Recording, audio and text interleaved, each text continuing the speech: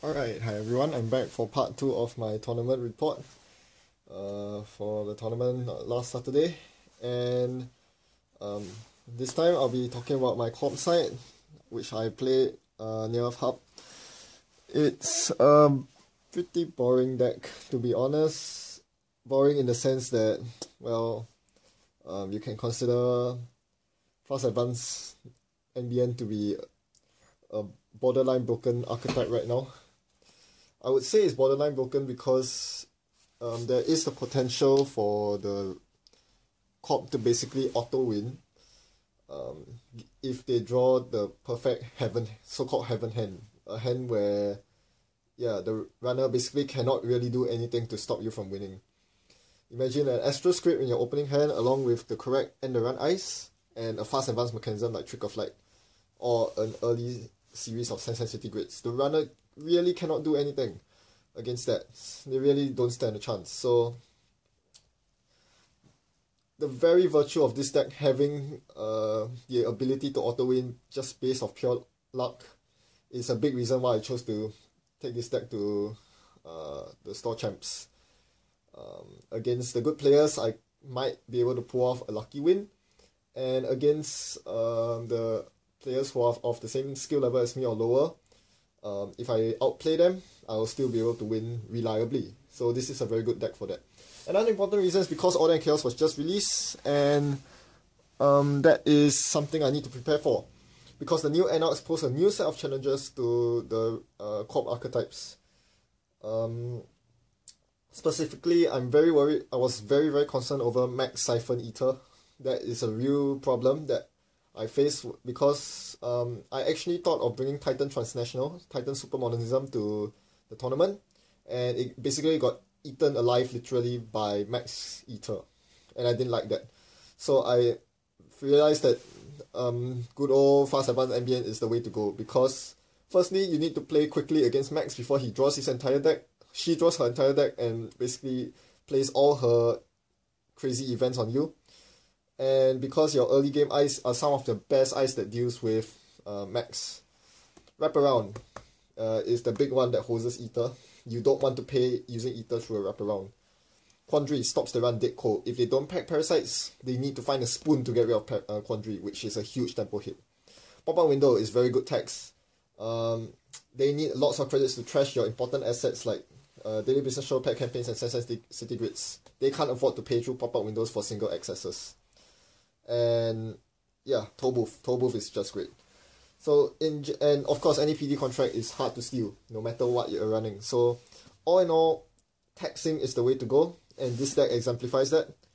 It is, I would dare say, more taxing than your regular Astrobiotics, which is another reason why I chose to go down the Trick of Light route instead. So Trick of Light route, it's time to talk about my fast advance mechanism. It's the thing that defines this deck. Replacing biotics in its state. Is it better than Astrobiotics is the question everyone's asking. My answer, probably not. It has the very fact that this has more moving pieces requiring one of my only 4 space ice, along with seeing a Trick of Light for a fast advance to happen, is actually quite a huge requirement. Whereas with Astrobiotics, you just need to draw that purple card and you're on your way to fast advance victory. So yes, that is a huge downside. But against opponents who did not expect this style of play, I think this was the right call to make. It was a very effective deck because a lot of opponents were not expecting my deck at all, and they didn't really know what to do. They come in thinking, this is how I need to play against fast advance, I need to do this, this, and this. And then they see there's a nebula, there's a wormhole. Now what do? I can't run so easily. And because, that changes the aggressiveness of the runner and the things and the actions they do. Because of that, I was able to capitalize on that. And every mistake you capitalize on against the runner is a victory for me. So without further ado, let's explain the cards in my deck and how they contributed to my victories. First and foremost, the agenda suite, very standard, nothing much to say. Economy, nothing much to say. Assets upgrades, nothing much to say. All very standard ambient fare. These 9 eyes, also nothing much to say. Very standard for deck that focuses on the early game. You need these ice yeah, to end the run early on the central so they don't, so that leaky R&D or leaky HQ doesn't auto lose you the game. The two wall of statics here are basically wraparounds number 4 and 5. They are subpar wall of statics. They are subpar wraparounds that cost Corroder 1 more to break. It's not spectacular at all, but they are required in this deck because the consistency of having only 9 cheap end runs, pop-out windows not end run, but it's but it generally deters runners from running. 9 is not enough. I needed 2 more to supplement this suite. So this is opening ice suite. You want to see 2 of these 11 ice in your opening hand. That's one thing that Nerf Hub offers, is consistency. It increases your consistency because if you only see 1 of these 11 ice in your opening hand plus mandatory draw, you can still give yourself a shot at seeing the second copy by installing a Pet Campaign, a Jackson Howard in a remote as your first click. So increasing the consistency of double icing up both R&D and HQ on turn 1 is a huge benefit against the Anarchs of the day. Against a max that can potentially pack Account Siphon and Keyhole in the same deck, you want to ice up both centrals. So, moving on to the big ice. This is a very important reason why you play Trick or Flag. You want to tax the runner. Typically, Astrobiotics packs Eli and Architect, which I'm not a big fan of because Eli and Architect are very punishing for Anarchs and criminals alike. But if you run into prepaid voice pack Kate, you are going to suffer. Eli only costs 1 to break. Architect becomes the most taxing ice in your deck at a cost of 2 to break.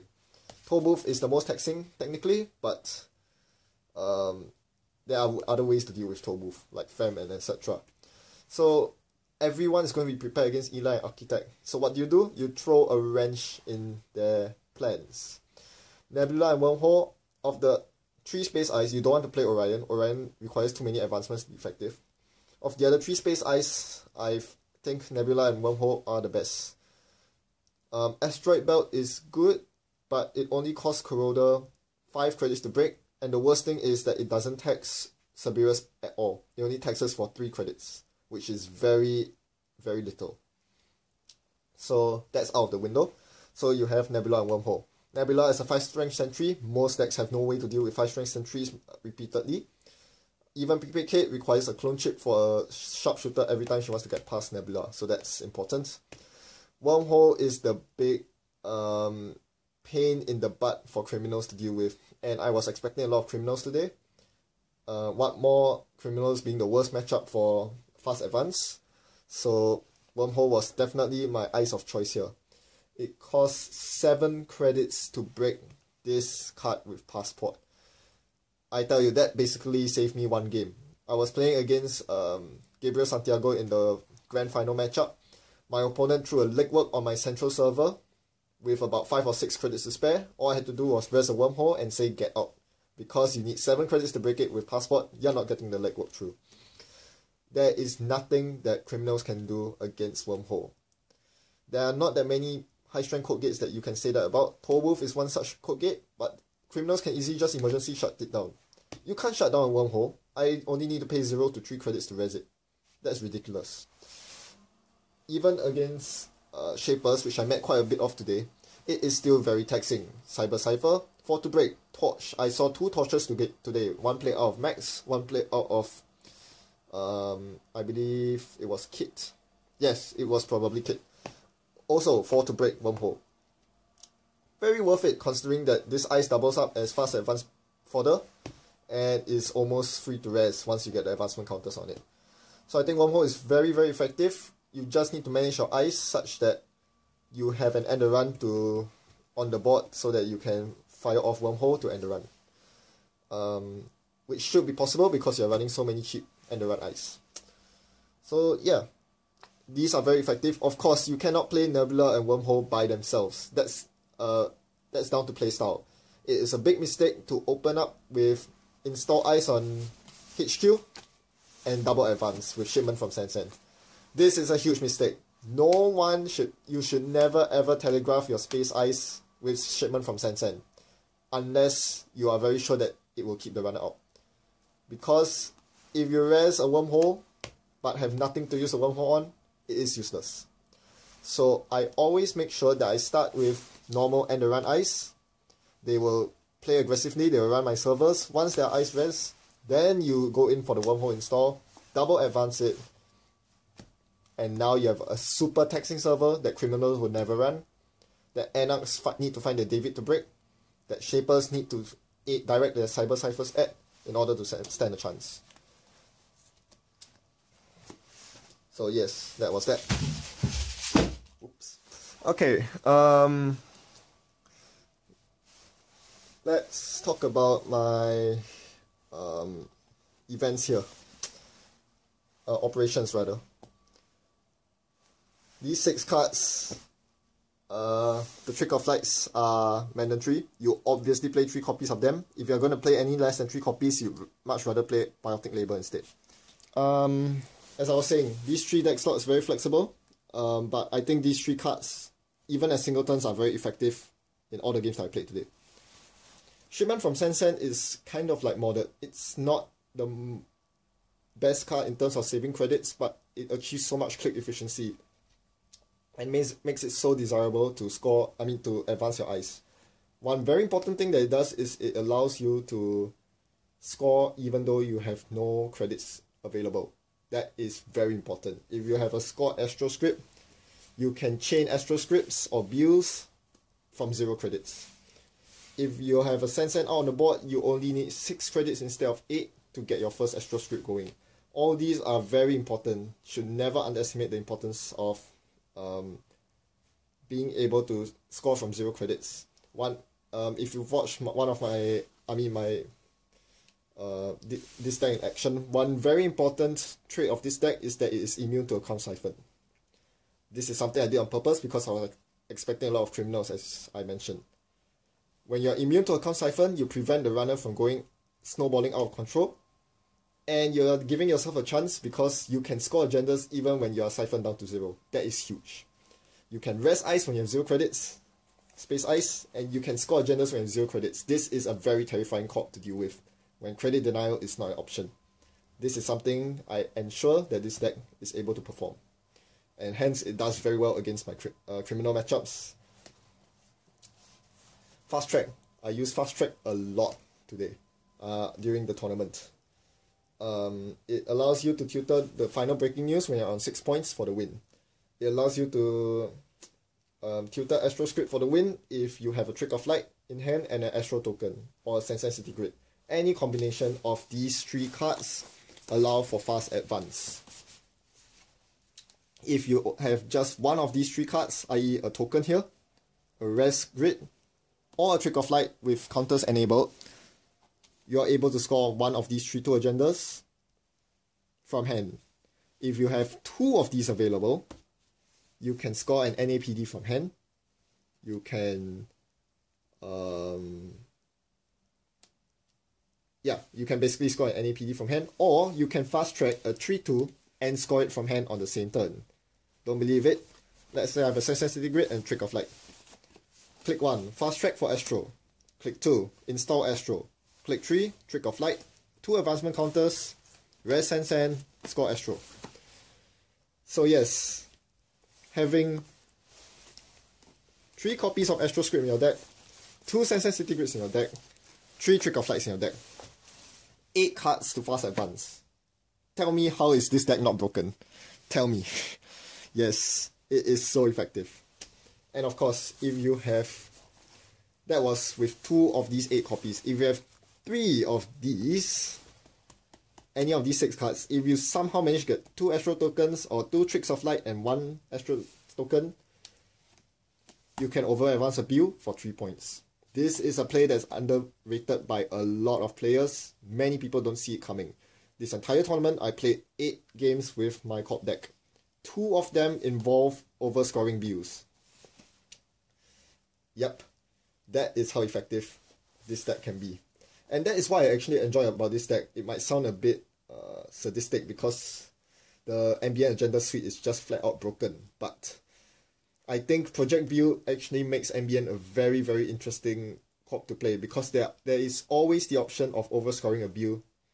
And yeah, and I actually managed to pull it off twice. So these are the crazy things that I can do with this deck.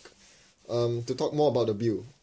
In one of my games, I managed to tax a runner that was running String Theory, Chaos Theory, all the way down to 0 credits because they did not see the Nebula coming. They tried to run for legwork through HQ. I rest a Nebula. He expected a wormhole but saw a Nebula instead, and to spend all his credits to make sure that he didn't get program trashed by Nebula.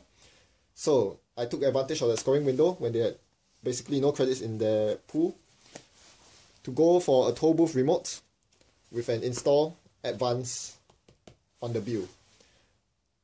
This looks like someone trying to score an NAPD, but if he doesn't contest it, he will be shocked to realize that I can triple advance in the next turn and unload an Astro counter to score the 3-point build, which was exactly what I did to win that game from 4 points.